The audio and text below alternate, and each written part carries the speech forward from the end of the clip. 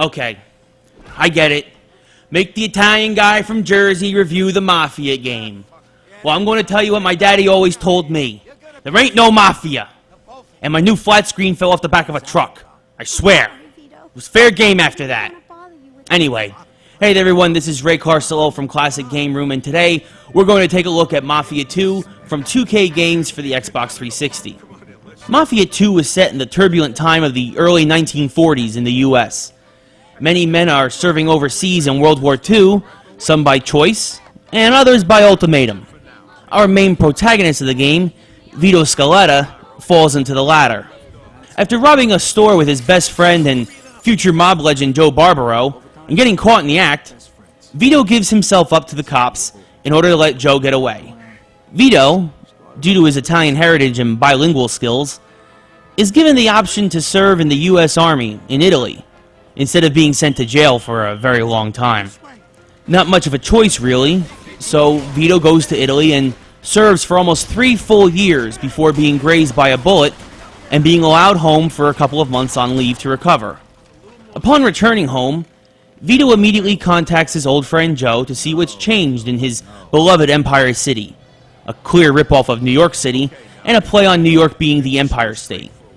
Once Joe realizes that Vito is going to be sent back to fight, since neither of them know the war is only a couple of months away from ending, Joe knows a guy who can get Vito some release papers.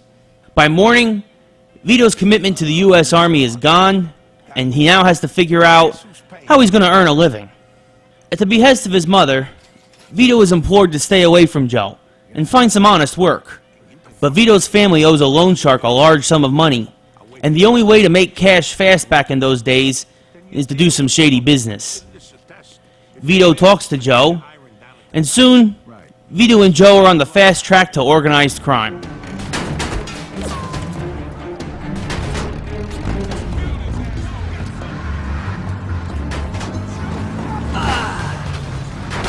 Mafia 2 has almost no connections to the first Mafia game, beyond the handful of cameos by characters who don't get bumped off from the first one.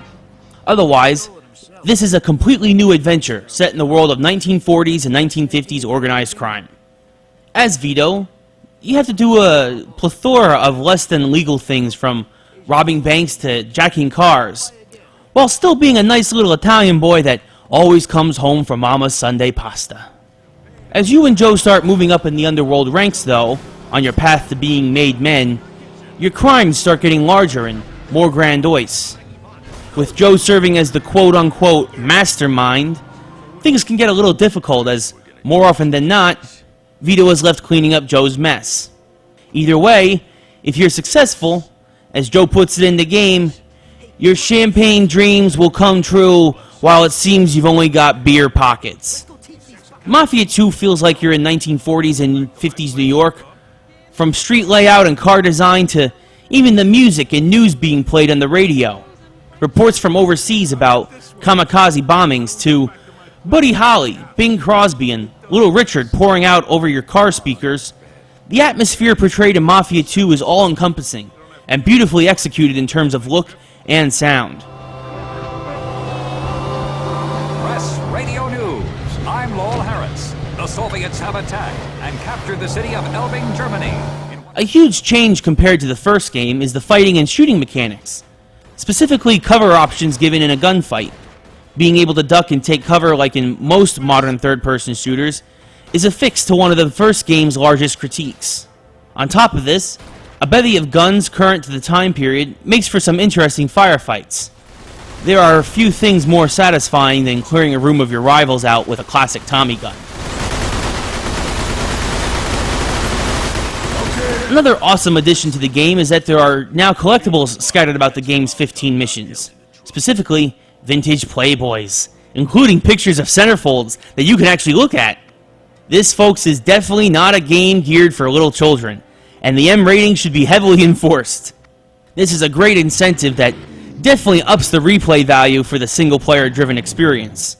The only real problems I experienced with Mafia 2 is that it plays out like a mobster movie, which is actually awesome. But movies are short, and, well, so is this game.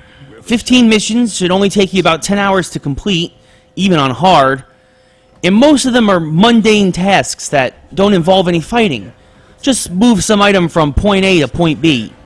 Whether that item is a dead body or money that needs to be laundered is a different story. The missions definitely go with the plot, but they're simple and quick for the most part. Overall, if you want to get a real feel of what it was like to be a 1940s mobster, I think that this is as true an experience as you could get without actually having lived back then. The authenticity, coupled with a huge sandbox experience, makes this an awesome looking third-person shooter. But a lack of gameplay variety and length makes this a very highly recommended rental, but not necessarily a purchase. That's what... Come on, hop in that car and let's go.